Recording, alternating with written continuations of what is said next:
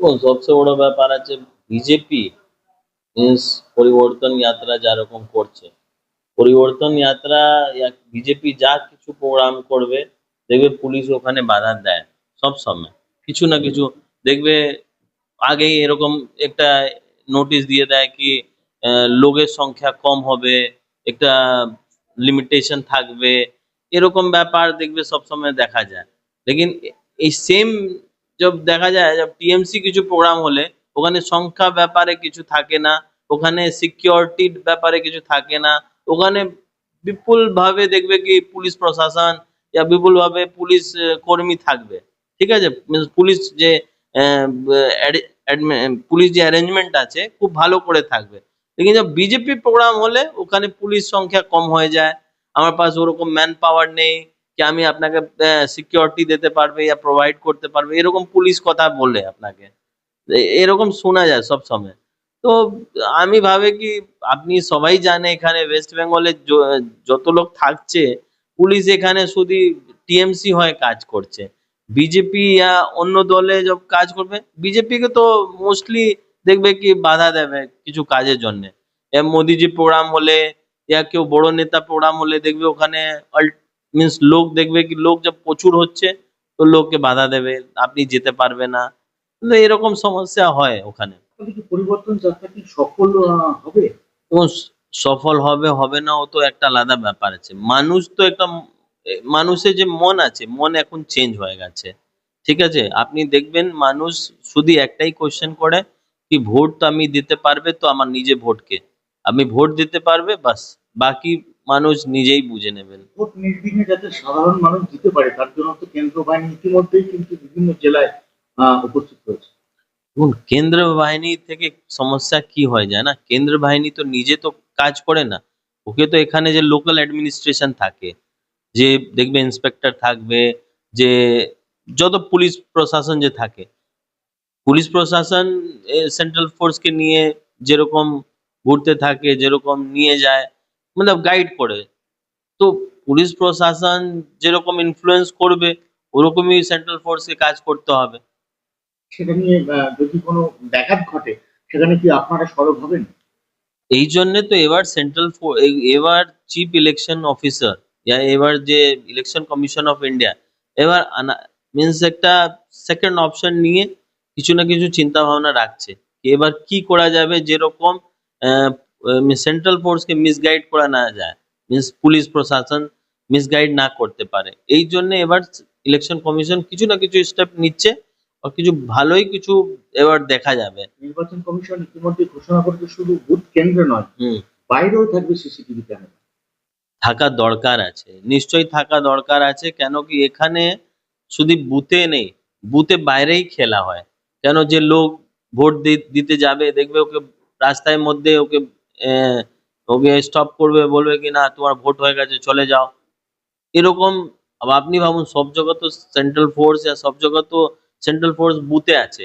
अब যে মিন্স বুথে বাইরেই লোককে স্টপ করে দেবে, যেতে দেবে না, থ্রেটিং দেবে, লোক ফোর্স করলেও লোককে থ্রেটিং দেবে কি আপনি ভোট দেবেন তো আপনি বুঝে নেবেন কি হবে আপনার সঙ্গে পরে। তো তবে একদিক থেকে চলছে বর্তমান রাজ্য সরকারের যুবসাথী প্রকল্প, লক্ষ্মীর ভান্ডার, আর অপরদিকে চলছে আপনাদের পরিবর্তন যাত্রা।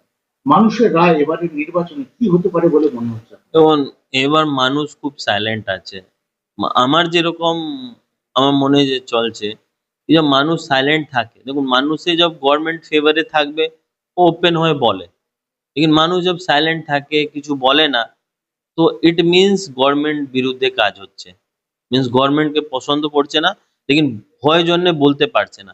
এখন আপনিই বলুন আপনার ওয়েস্ট বেঙ্গলে কিছু সমস্যা হলে কত লোক আউট অফ 10 কত লোক এরকম আছে যে ওপেনলি বলতে পারে গভর্নমেন্টের এগেনস্টে? খুব কম লোক। হতে পারে এক দুটো লোক যে খুব এ, হবে মিন্স খুব বলা যায় না খুব যার হিম্মত থাকবে ওরকম লোক বলতে পারবে না, তো বাকি লোক তো চুপচাপ দেখবে বলবে কি মিন্স সময় আসলে আমি আমি আমার বড় ব্যাপার আছে আমার, মিন্স আমি যেরকম ভাবে ডেমোক্রেসির মধ্যে সবচেয়ে বড় যে রাইট আছে কমন পাবলিকের হাতে থাকে। আর কমন পাবলিক, আপনি আমার এখানে লোক আসে, যা সমস্যা হয় মিন্স ইভেন আমার উপরে রাগও থাকে, আমাকে ওপেনলি বলে দেয়। আমি বলে ঠিক আছে, আমি দেখুন, আমি আমার যত চেষ্টা আছে আমি করছি, আমি না থাকে আমি কি করতে পারবে। তো আমাকে ওপেনলি বলতে পারে, তো মানুষ আপনাকে ওপেনলি বলতে পারে, ইট মিনস আপনাকে ভালোবাসে, আপনাকে নিজের মধ্যে দেখে, এই জন্য ওপেনলি বলতে পারে। যেখানে ওপেনলি না বলতে পারে, কোথায় না বলতে পারবে? যেখানে ভয় থাকে। তো যেখানে ভয় থাকবে দেখবে ওপেনলি বলবে না, ভিতরে মনে রাখবে। আর যে সময় ইলেকশন আসবে ওই সময় ও যা ওর মতামত থাকবে ওখানে গিয়ে ভোট দেবে। তখন আপনার কাছে শেষ প্রশ্ন, ভাটপাড়ার আপনি বিধায়ক, এবারের নির্বাচনে ভাটপাড়ার সমীকরণ কি হতে চলেছে? এখন ভাটপাড়ার সমীকরণ, আমি সবসময় একটাই কথা বলে কি, এখানে যে মানুষ আছে সবসময় যা অপোনেন্ট থাকে, মিন্স গভর্নমেন্ট যে অপোনেন্ট থাকে, অপোনেন্ট পার্টি যে থাকে ওকে প্রচুর সাপোর্ট করে। আর আপনি দেখেছেন দুবারও ইলেকশন হয়েছে, দুবার কি তিনবার যে ইলেকশন হয়েছে, 2019 বলুন, 2021, 2024, বাকি জায়গা আমি জানি না, কিন্তু ভাটপাড়া থেকে লিড হয়েছে। তো মানুষ এখানে ভাটপাড়া বিজেপি বলে, দেখবে বিজেপি যে দাঁড়াবে মানুষ ওকেই ভোট দেবেন। প্রবণ সূত্রে খবর যে পবন সিংহে দাঁড়াবে। দেখুন, এরকম আমি বলার ঠিক হবে না। রেকর্ড হবে? না, এরকম আমি বলার ঠিক হবে না, কেন কি দল ডিসাইড করে। আপনি জানেন কি আমার দল কিছু না কিছু ভালো চিন্তা ভাবনা করেই ডিসাইড করে। কেন, বিহারেও আপনি দেখেছেন প্রচুর এরকম বড় বড় নেতা ছিল যার টিকিট কেটে গেছে। টিকিট কেটে গেছে মিন্স নেই কি আপনার পারফরমেন্স ভালো ছিল না এই জন্য কেটে গেছে। হতে পারে আপনার পারফরমেন্স খুব ভালো আছে, আপনাকে একটা উপরে নিয়ে যেতে চায়, আপনার প্রমোশন করতে যায়, এই জন্য আপনাকে টিকিট না দিলে অন্য নতুন লোকের টিকিট দিয়েছে, আপনাকে আপগ্রেড করবে, আপনাকে একটা ভালো জায়গা দেবে। হতে পারে এরকম। যদি পবন সিং এখনকার প্রার্থী হন, তাহলে কি পুরোনো রেকর্ড ছাপিয়ে যাবে 2026? দেখুন, ভোট হলে আর এবার যেরকম ইলেকশন কমিশন যেরকম কাজ করছে সত্যি অ্যাপ্রিসিয়েট করা যায়। লেকিন ইলেকশন কমিশনকে যে স্টেট গভর্নমেন্ট যে মেশিনারি আছে ওরকম সাপোর্ট করছে না।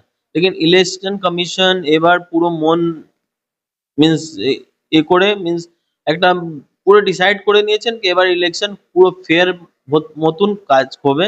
তো এবার ফেয়ার মতন কাজ হলে রেকর্ড নিশ্চয়ই ব্রেক হবে।